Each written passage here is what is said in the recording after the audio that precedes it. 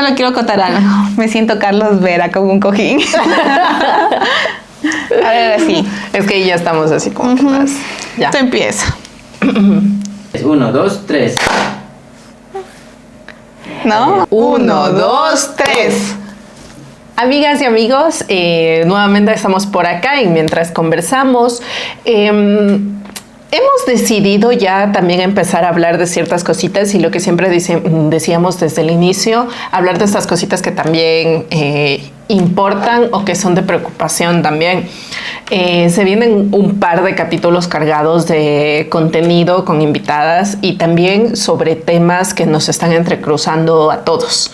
Entonces, hay una ligera, bueno, no ligera, hay una preocupación bastante fuerte en el país, sobre todo en cuanto a temas económicos y de seguridad.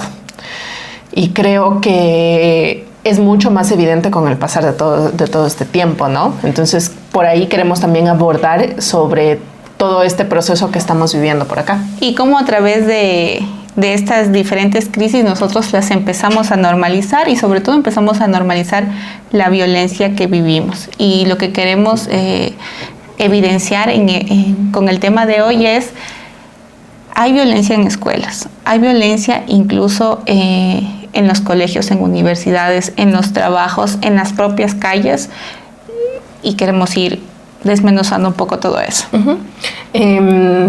A ver, sobre todo es importante darle una vuelta al proceso que estamos viviendo. Ya llevamos 5 años, según decían las estadísticas, en el que Ecuador pasó de convertirse en uno de los espacios más seguros de América Latina a convertirse en uno de los países con mayor inseguridad.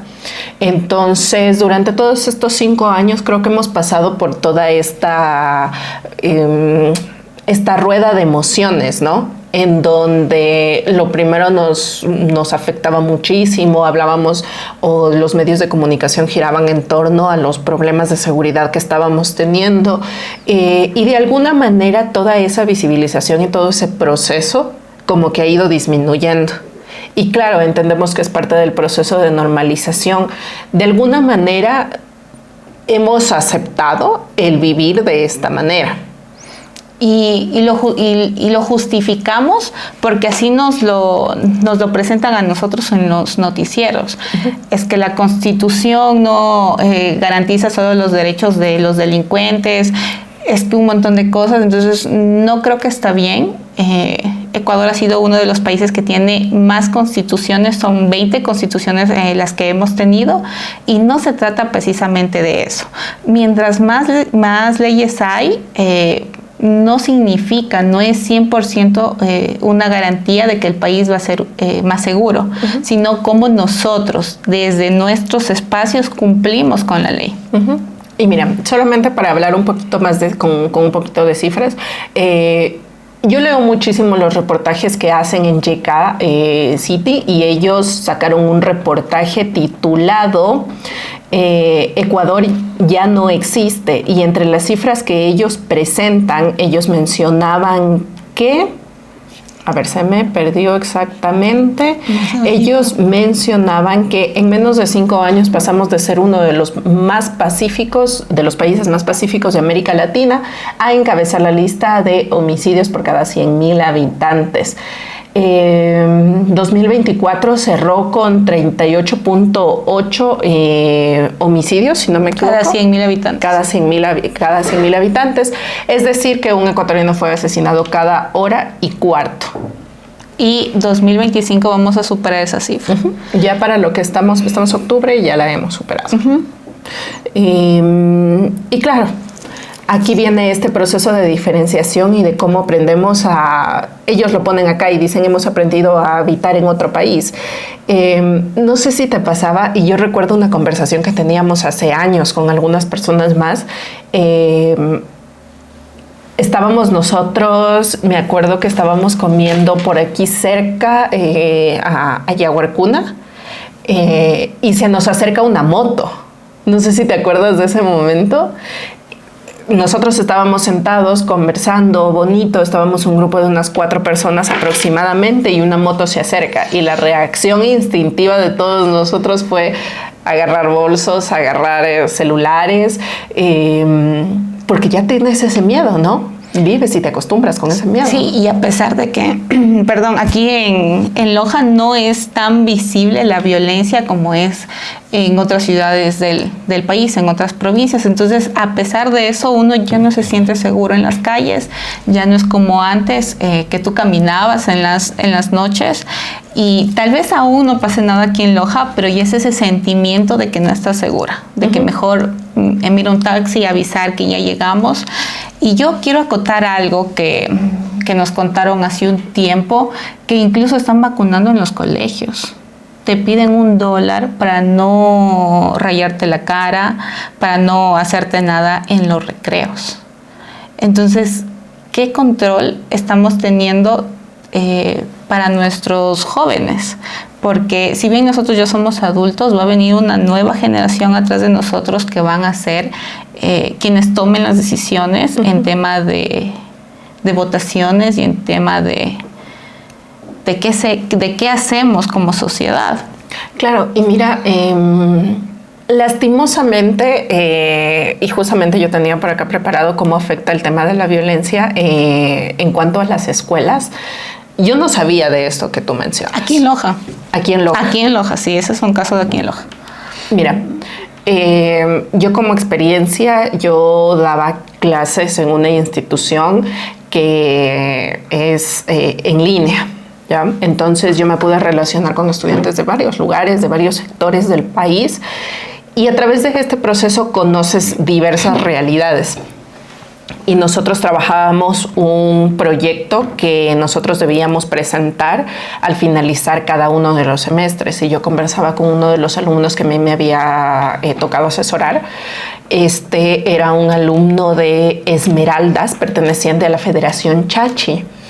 Entonces, en algún momento yo le decía, a ver, ¿qué tema te gustaría explorar que esté relacionado a la educación? Y él me decía, yo quiero hablar sobre cómo afecta la inseguridad en el ámbito educativo a los estudiantes. Y le digo, ya bueno, eso, a mí díganme uno de esos temas y me pareció súper interesante. Entonces le dije, perfecto, mira, hay que buscar información sobre esto, cómo está la tasa. Le digo, y capaz le digo, el tema de encuestas, entrevistas, le digo, capaz no te van a ayudar en estos temas. Y me dice, no, profe, no hay ningún problema. Yo converso con los que fueron mis compañeros en el colegio. Dice, y así me vinculo con los chicos que están aún en el colegio. Y le digo, ¿pero si crees que ellos te ayuden? Me dice, sí. Le digo, ¿pero qué experiencias ellos te van a contar? Porque claro, uno, y ahí volvemos, desde el privilegio, entiende que hay cosas que no se van a estar vinculando en nuestro círculo. Él me dice, no se preocupe, profe. Cuando yo estaba en el colegio, dice, no salía hace mucho, quizás él dejó de estudiar un año, y él decía, nosotros, dice, estamos ahí, dice, se acerca una persona y nos ofrece. Dice, y nos dice que nos vinculemos a tal banda, que nos vinculemos a tal espacio o a tal fuerza disidente. Entonces decía, y ahí dice, tú tomas el camino, dice, tú eliges seguir estudiando o te vinculas a una de estas bandas. Y empieza este reclutamiento de los estudiantes. Entonces, claro, en ese momento conversando yo le decía, ¿pero tú qué hiciste? Él me dice, yo, dice, la verdad, dice, nosotros venimos de una familia muy pobre. Dice, mis papás son agricultores, dice, nosotros trabajamos con el cacao. Entonces él decía, yo, dice, hablé en una casa y mi mamá, dice, me mandó el diablo. Y me dijo que no, que yo terminé de estudiar el colegio. Dice, pero yo tengo compañeros que pertenecen a estas bandas. Y aquí yo quiero acotar algo. Siempre ha existido alguien quien te ofrezca entrar a este mundo.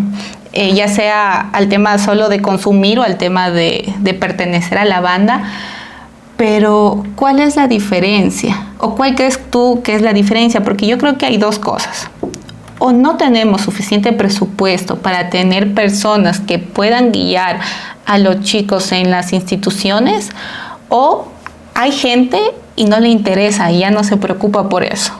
Porque si bien uno como joven, uno no tiene todas las herramientas para decidir en ese momento, tú cuentas el caso de tu alumno, le preguntó a su mamá, tuvo la confianza para conversarlo, pero hay gente que no tiene eso. Entonces, ¿cómo dejamos que se acerquen personas desconocidas a un colegio? Que puedan entrar y no quién controla la seguridad. Sabes que yo creo que sí hubo un antes y un después entre la pandemia. Recordemos lo que se decía mucho en medios de comunicación y demás, y muchos de ellos decían que para muchos niños que sufrían algún tipo de violencia en sus casas, la escuela era un lugar seguro.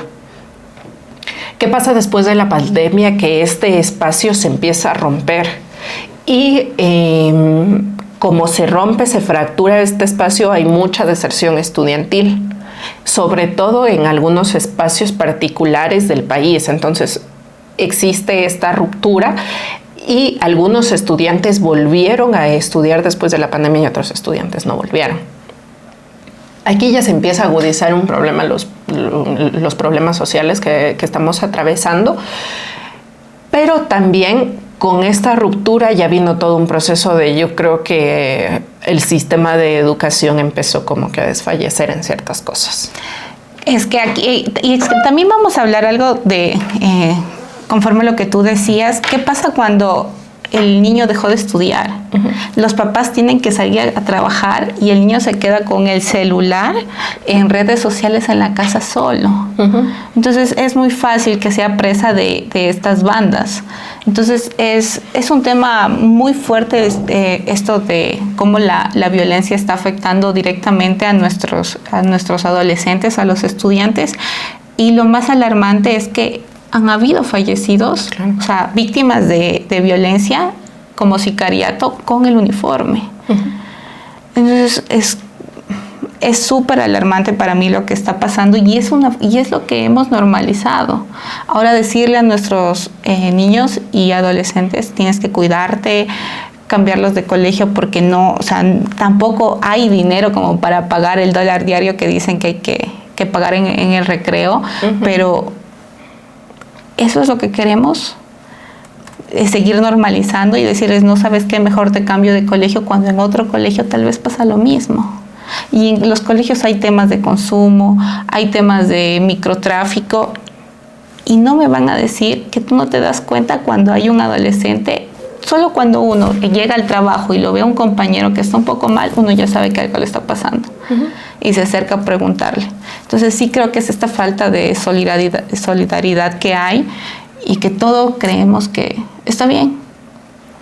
Mira que solamente para acotar en cifras, esta ola de violencia que hemos vivido en Ecuador ha ocasionado una tasa de homicidios en menores de edad con un aumento del 640% en los últimos 4 años. Es decir, desde 2021 la tasa de violencia en este grupo en específico de población ha tenido un aumento del 640%. Es muchísimo. O sea, las cifras se han disparado.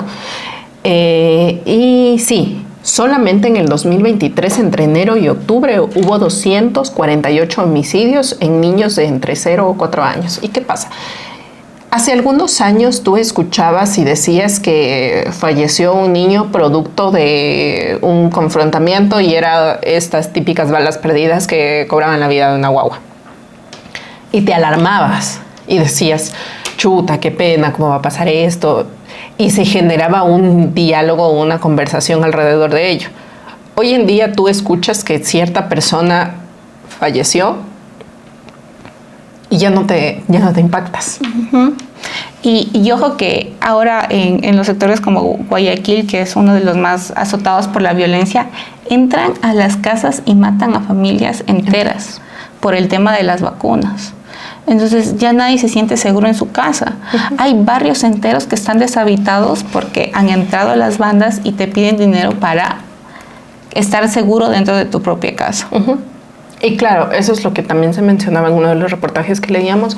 Antes nosotros teníamos que ver a las víctimas colaterales ¿sí? Eran como que estos niños o estas personas de la tercera edad que estaban en ciertos espacios. Era la víctima que no se quería o la víctima que no estaba quizá contemplada, pero ahora ya hay que dejar de hablar de esas víctimas colaterales, sino víctimas directas.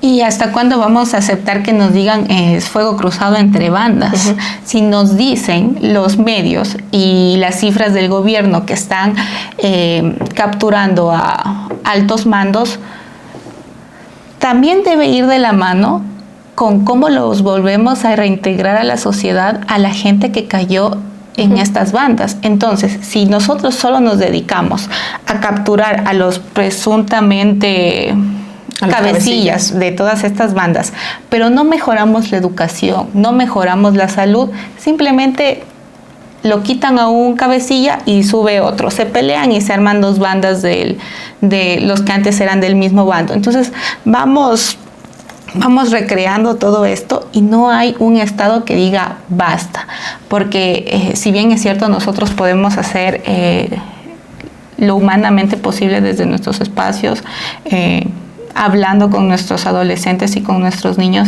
el Estado es quien nos tiene que garantizar la seguridad, la educación y la salud. Uh-huh. Y sabes que hay un problema súper grave cuando el Estado no te garantiza tu bienestar, porque se empiezan a escuchar temas como estos. No solamente aumento de violencia, sino subempleo, que son cifras que tú manejas súper bien.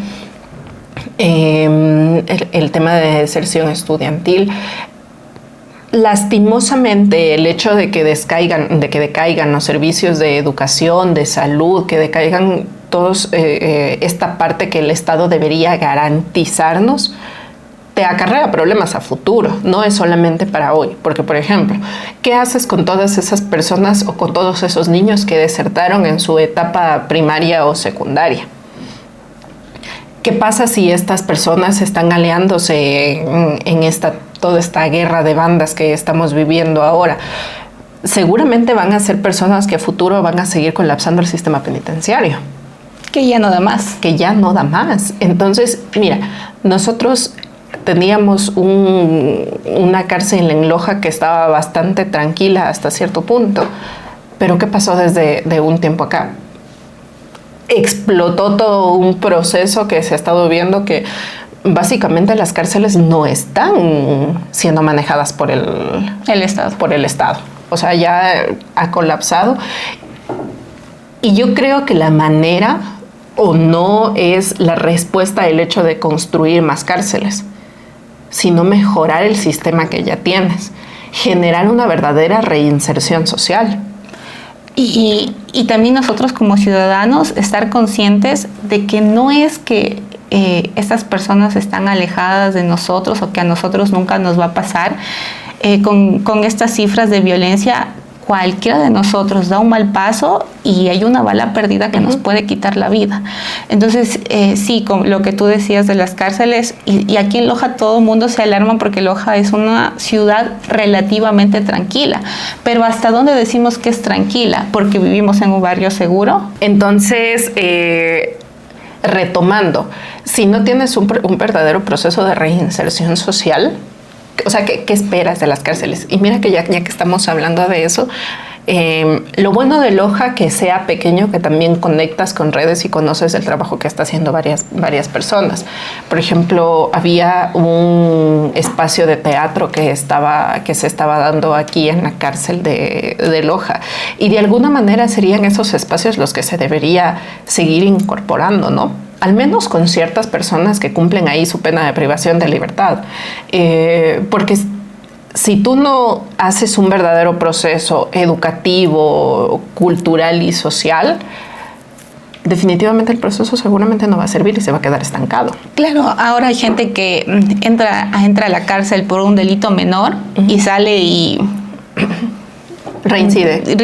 Ya casi dirigiendo una banda. Ajá. Entonces, sí es algo que debemos tener cuidado y más que nada no estigmatizar el hecho de que hay ciudadanos que cometieron un error, que pagaron su pena y pueden volver a reinsertarse en la sociedad. Y sabes que esa es otra. Lastimosamente, y nosotros nos hemos vuelto una sociedad muy polarizada. y no solamente para las personas que han cometido un delito, que ya una vez que ellos salen ya tienen un estigma, ¿no? Sino que también en otros casos, o sea, tú ves a un indígena y ya lo tienes totalmente estigmatizado. Ves a una persona con unos rasgos diferentes a los tuyos y lo tienes ya, o sea, tienes una idea a partir de cómo luce o a partir de lo que ha generado. Ahora, yéndonos con más cifras que teníamos por acá, nosotros en este año hemos cumplido con el récord de mayor número de muertes violentas. En lo que va del año vamos con un número de 6,000 muertes violentas, con un aproximado de 5 secuestros estimados al día. Y claro, tal vez no lo sintamos como acá en la ciudad de Loja, pero es algo que está pasando y no por eso tenemos que taparnos los ojos y decir que aquí todo está bien. Y tenemos casos como, a mí sí me gustaría nombrar los casos como los chalecos de cartón, que son los que ocupan nuestras fuerzas policiales y militares para lo que de verdad tendrían que hacer, que es cuidar a la ciudadanía. El caso de la alimentación carcelaria, las mismas masacres carcelarias. Entonces, nos damos cuenta que no hay presupuesto para absolutamente nada dentro del Estado ecuatoriano. No hay ni siquiera materiales en el laboratorio de las cárceles para ver qué cuerpo va con qué cabeza dentro de las masacres. Entonces, yo también conozco gente que trabaja en el sistema penitenciario y me contaba que los formaban y le decía quién durmió bien, quién está bien, porque no hay cómo identificar mediante pruebas de ADN qué parte del cuerpo va con cuál, y los hacían a ellos mismos, a los trabajadores de la cárcel, que vayan uniendo el brazo con el torso, la cabeza. Entonces, no está bien que pase esto. Entonces, nos van diciendo, no hay presupuesto, pero no hay presupuesto para absolutamente nada dentro del Estado, porque está mala educación, está mala salud, está mal el sistema penitenciario, y no vamos ni a hablar de cómo están las calles y cómo están las carreteras para conectarnos con el país. O sea, el presupuesto está seleccionado en base a los intereses, lastimosamente. Ahora, por ejemplo, a octubre de 2025, 18 de octubre de 2025, hemos visto un gran despliegue militar y policial. Con las últimas imágenes que hemos tenido, hemos visto todo el despliegue, pero que se ha ido a diferentes espacios por la situación actual que está viviendo el país. Pero ¿por qué no hemos visto ese despliegue en ciudades como Durán? ¿Por qué no hemos visto ese despliegue en Esmeraldas? Claro, si va el mismo convoy que ha ido a las protestas, ¿por qué no va ese convoy a Durán? Y yo creo que aquí, los que hemos viajado en Guayaquil, nos da un montón de miedo ir allá, porque ven que no somos de allá y enseguida nos pueden hacer algo. Entonces, allá mismo tienen un estigma entre ellos, en donde sí ir y en donde no. En donde no. Solamente como dato, yo estuve en febrero, me parece, en Quito. Entonces, ahora la movilidad en Quito es súper fácil, teniendo en cuenta que tienes el metro. Entonces, nosotros, si llegamos por vía terrestre, coges el metro y luego en el metro te vas a otro espacio, ¿no? Entonces, yo en algún momento de todo esto pude conversar con unos amigos, uno de ellos ya vivía allá y justamente llegaron los papás a visitarlo.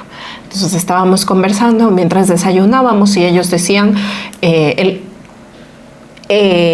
papá de mi amigo ya había utilizado el metro. Entonces, él decía, si tú coges el metro, tú tienes que cogerlo en tal parada, pero hasta máximo tal parada. Si tú te pasas desde cierta estación, esa es zona roja. Entonces, claro, y tú ya empiezas a dividir cada uno de los sectores. En este estoy seguro, en este ya no estoy tan seguro, y mejor a esta zona ni siquiera me acerco. Entonces ellos decían así, si te pasaste de tal parada ya adelante, ya te puede suceder algo. Entonces era la conversación que se tenía en ese momento y la recomendación sobre todo. Y se trata también de un tema de supervivencia para la gente que vive en los barrios peligrosos, porque esa gente tiene que seguir yendo ahí, esa gente va a seguir viviendo en ese lugar. Estamos hablando de gente que no tiene para comprar otra casa, que no hay para arrendar en otro lugar. Entonces, uno como siempre le toca acoplarse. Y hay algo que yo siempre he pensado, es que no nos debemos acostumbrar a vivir mal. Y no solo en lo del país, ya después iremos hablando en otros temas. O sea, pero no es normal lo que está pasando. No. Y lastimosamente, creo que cuando tú normalizas o te acostumbras, justamente a lo que tú decías, a vivir mal, salir ya de ese proceso ya es bastante complicado. Claro, y sobre todo dejar de echarle la culpa. Yo creo que todos debemos ser responsables con lo que consumimos, con cómo nos informamos y con cómo ejercemos nuestro derecho al voto. Entonces, no vamos a nombrar todavía absolutamente a nadie, pero nosotros no podemos culpar a gente que ya no está, a gente que de muchos periodos atrás, porque podemos hablar desde que somos república, sabemos cuáles han sido todos los presidentes y no les echamos la culpa de lo que está pasando en este momento.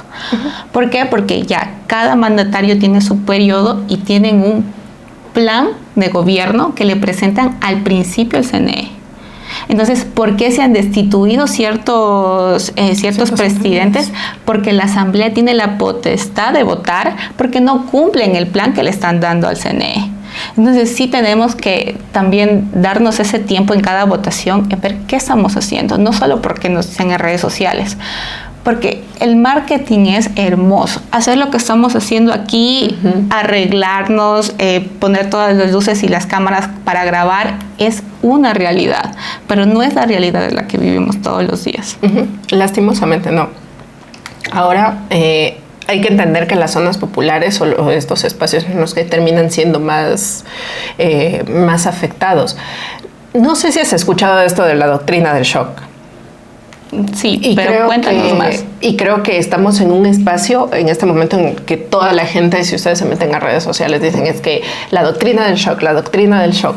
Solamente una así definición rapidísima y quizá una de las más simples, se habla de la doctrina del shock como una estrategia política que consiste en, a partir de la crisis que se está generando en un espacio, hacer una explotación de recursos, si se lo puede decir de alguna manera. Entonces, tú generas una crisis, tienes una crisis e inicias con una implementación de políticas de Estado.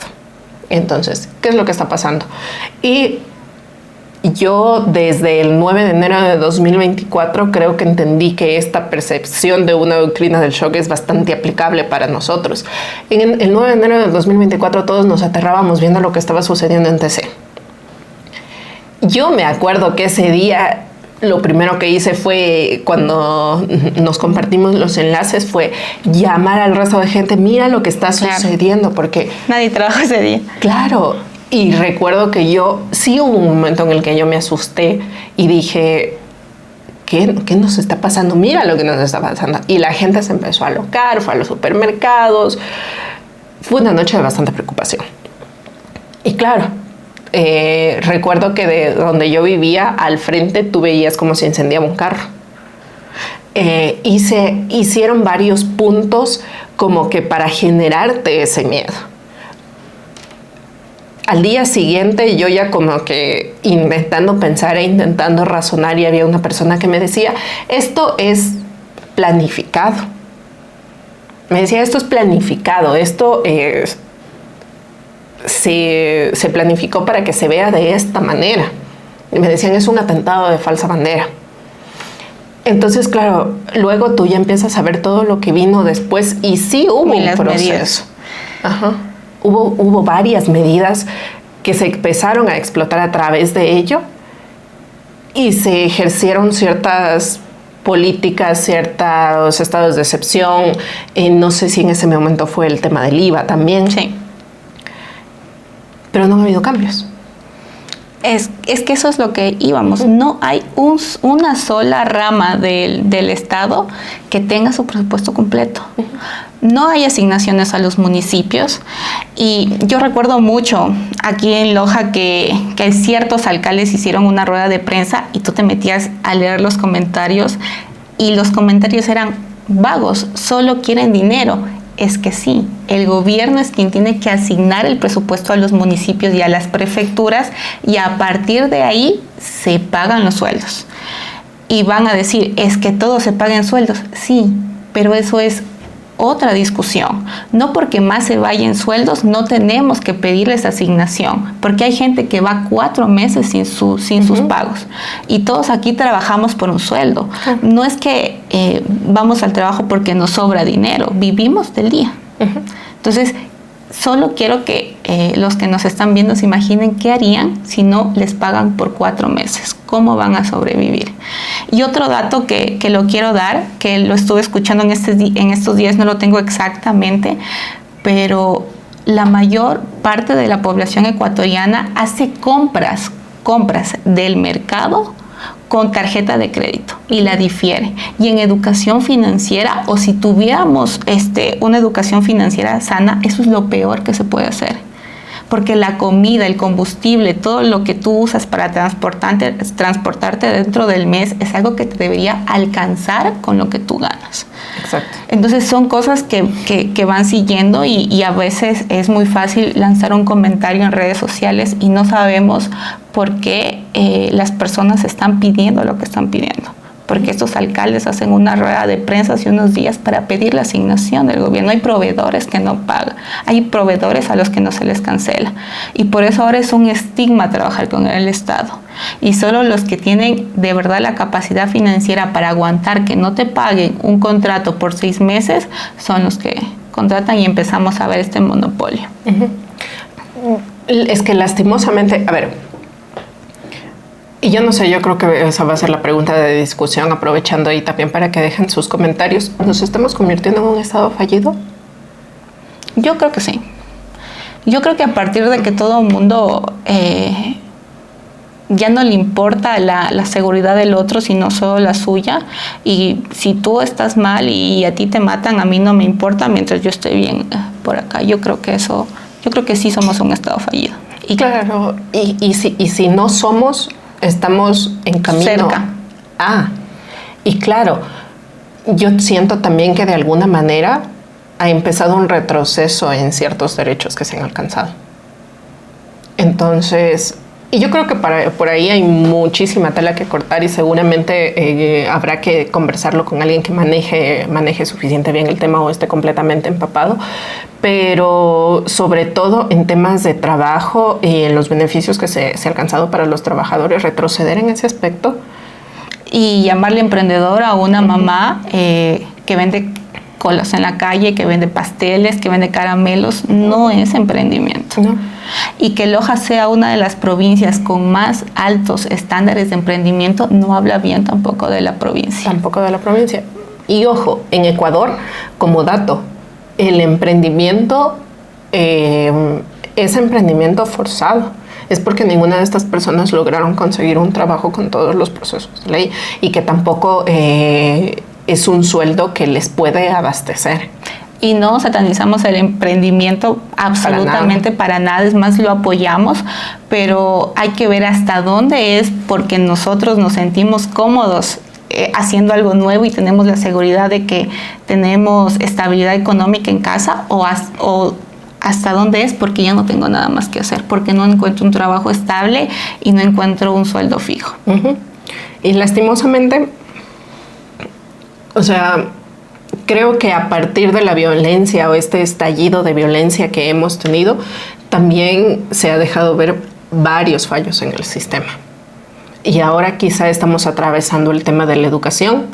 Se hacía una entrevista hace un tiempo que hablaba de que la educación debería ser gratuita solamente hasta cierto nivel. Estamos viendo también cómo la gente se queja fuera de los hospitales. Los pacientes renales. Entonces, yo estaba viendo un video que una paciente renal decía, ¿cómo creen que nos sentimos los pacientes renales cuando vemos que no hay para pagarle a las dializadoras, pero sí hay para un montón de bonos que ha sacado el Estado? Entonces, yo creo que todos estamos de acuerdo en que hasta cierto punto debemos poner el hombro, pero hasta dónde también pone el hombro el Estado asignando el presupuesto que tenías que asignar. Los pacientes renales no son personas que puedan esperar su tratamiento. Son personas que necesitan ya la atención médica. Eso, sobre todo también teniendo en cuenta ciertas enfermedades que también han sido sacadas del sistema de salud público, como está dentro de este catálogo de enfermedades raras. Yo pertenezco a este grupo. Yo padezco de una enfermedad rara y yo cada cierto tiempo me tengo que estar haciendo chequeos. Ahora hay personas que cada cierto tiempo tienen que estar recibiendo medicación. Sacar a esta persona o sacar a esta enfermedad de este catálogo es quitarle la capacidad de que se pueda estar haciendo tratar dentro del sistema de salud público. Y normalmente este tipo de enfermedades, su tratamiento conlleva una inversión altísima. Entonces, sí le estás quitando una posibilidad de mejorar a esta persona. ¿Y cómo es su calidad de vida? Claro. Entonces, sí le quitas calidad de vida. O sea, y le quitas también la tranquilidad, porque uno como paciente de esto, se tiene la seguridad de que se llega al sistema de salud público y de alguna manera ya hay esta previsión, ¿no? Ya vas a tener la medicación. Yo en los últimos años he tenido la posibilidad de que mis chequeos se hagan de manera privada y no he tenido que depender ya en los últimos años de la medicación, pero la gente que sí lo hace, ¿qué haces con esas personas? Si para los procesos de diálisis no tienes ya la posibilidad, imagínate mucho más para ellos, que significa una inversión todavía más fuerte. Y hay personas que se hacen diálisis todos los días. Imagínate en esos casos.